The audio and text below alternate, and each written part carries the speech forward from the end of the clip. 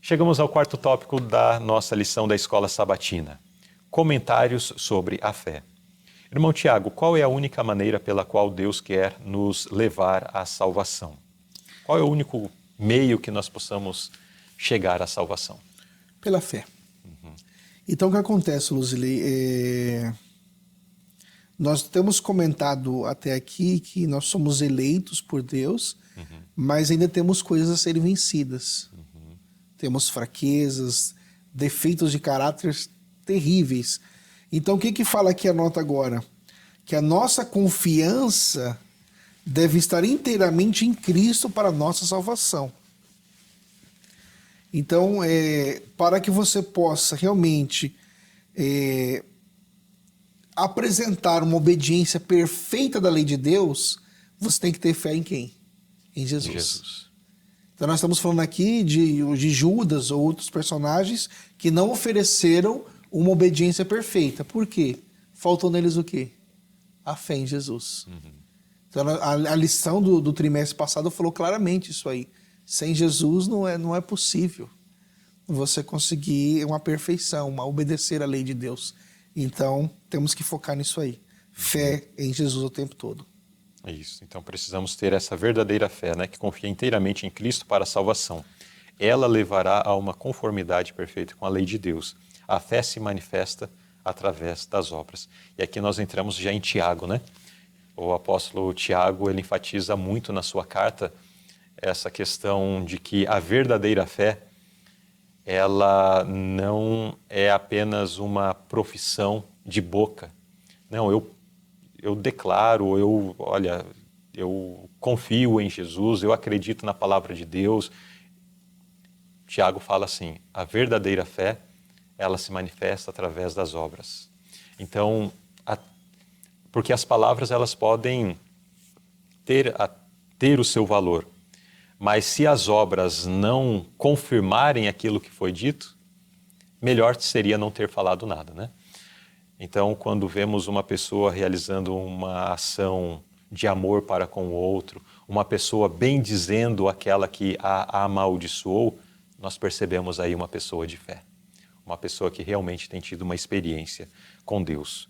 Então, quando nós agimos como eleitos de Deus, como cidadãos do reino celestial, de acordo com a cultura deste reino, do reino celestial, nós percebemos aí alguém que tem fé, que confia em Jesus, uma pessoa que tem fé que um dia alcançará finalmente as mansões celestiais.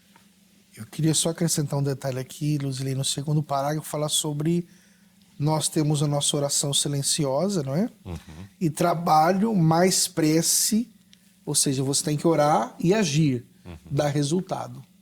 Eu quero rapidamente, eu sei que o nosso tempo está avançando. Sim. Alguns anos atrás, eu trabalhando numa igreja, porque assim, não é porque você é missionário que você é perfeito. Todos nós temos a nossa luta, até os apóstolos, né, nós estamos vendo aqui. E eu lembro que um irmão me dirigiu algumas palavras muito duras. E isso me deixou como? Zangado, não é isso? E houve um sentimento negativo no meu coração. E o que eu fiz? Eu comecei a orar em silêncio, falar, Senhor, tira de mim esse sentimento. E outra coisa que eu fiz, comecei a visitar mais esse irmão. Falei, se ele não gosta, agora que ele não vai gostar. Resultado, Deus tirou esse sentimento e nós tivemos o privilégio de ter uma aproximação maior. Então eu acho que é interessante Existem momentos em que você vai passar provações que você tem que estar em constante oração. Senhor, me ajuda, me ajuda. E essa oração não pode ser só de manhã ou à noite. É constantemente para que você possa vencer. E a oração, mais o trabalho e a prática, realmente vai ser possível uma melhoria. Quando você ora, você coloca a sua fé, a sua vida na mão de Deus.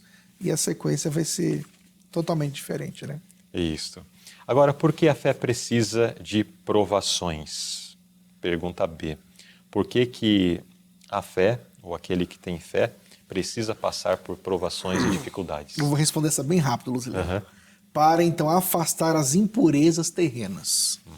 Então nós precisamos vencer, passar por essas provações, assim como o ouro precisa ser eliminado da impureza, também a fé precisa tirar algumas impurezas para que ela fique viva, verdadeira e fortalecida. E sem passar por esse processo, a fé não é exercida, né?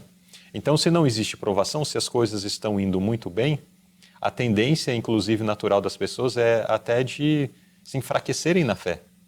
Nós percebemos isso no contexto histórico recente mundial, onde países que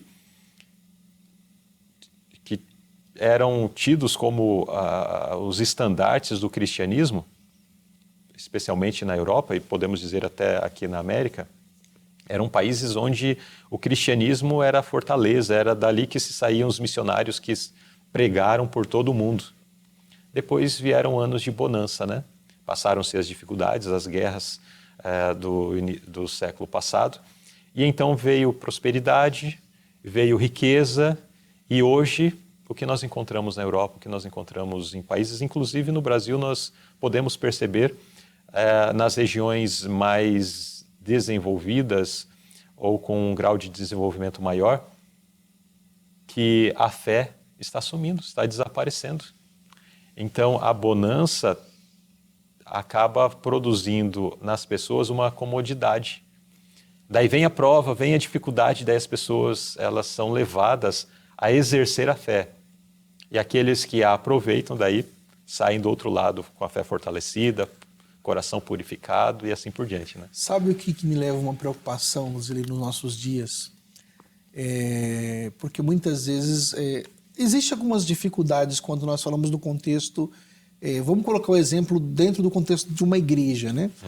Então há dificuldade entre irmãos, há algumas dificuldades.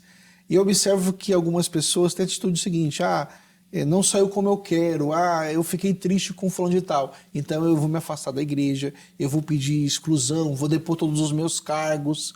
Então são coisas que acontecem dentro do contexto da igreja. Então eu passo uma pequena dificuldade com um irmão, alguém, eu vou depor meus cargos, eu vou pedir exclusão da igreja. E quando vier o decreto dominical, o momento que o camarada fala assim, ou você renuncia à sua fé, ou você vai para a prisão, ou você vai sofrer tortura, e aí? Aquela fé que não é exercida, que não é fortalecida hoje, nessas pequenas provas, não suportará as provas vindouras. Então isso é um incentivo para que, eu não sei, a igreja que você está frequentando ou as dificuldades que está passando, mas seja firme, resista para que quando vier as maiores você esteja realmente preparado, né? Exatamente. Como o apóstolo Pedro descreve a essência da fé e compare isso com a definição que Paulo faz da fé. Eu achei que eles usaram palavras bem parecidas, né? Vamos começar com Paulo, que é a mais conhecida, né? Ora, a fé é o firme fundamento das coisas que se esperam e a prova das coisas que não vêm. Isso aqui acho que é o texto mais usado no contexto religioso, né? E aí Pedro vem agora e fala a mesma coisa, né? O que ele diz? Na qual, não vendo agora, mas crendo, vos alegrai com gozo inefável. Então ele também cita a mesma coisa, que muitas vezes você não vê, mas você precisa o quê? Crer. Então esse é o contexto da questão da fé em comparação de Paulo com Pedro, né? Isso. Então eles dizem a mesma coisa com palavras diferentes. Quase iguais. Com palavras quase iguais. Quem sabe se a gente for lá no grego não está exatamente assim. Mas, enfim, só confabulação. Não pesquisamos para ver isso aí. Mas, de fato, nós podemos perceber que ambos entendiam a questão da fé pelo mesmo prisma, né? Pela mesma perspectiva. Muito bem, então nesse quarto tópico nós consideramos esse assunto da fé. E nesta última pergunta falou sobre a definição de fé a partir de Paulo e de Pedro. Eu gostaria de contar com a sua colaboração. Escreva no chat, escreva nos comentários desse vídeo o que você entende como fé. Qual é a sua definição? Não a de Pedro, não a de Paulo, mas a sua definição. O que a sua experiência, a sua leitura, o seu estudo, a sua história tem te revelado acerca do que é a fé. E se você quiser e se sentir à vontade também, pode escrever. Se não quiser escrever a sua definição, você pode escrever, de repente, uma experiência de fé que você teve aí na sua vida. A sua experiência, com certeza, vai ser muito interessante e, de repente, vai fortalecer a fé de outras pessoas que lerem os seus comentários. Tá bem?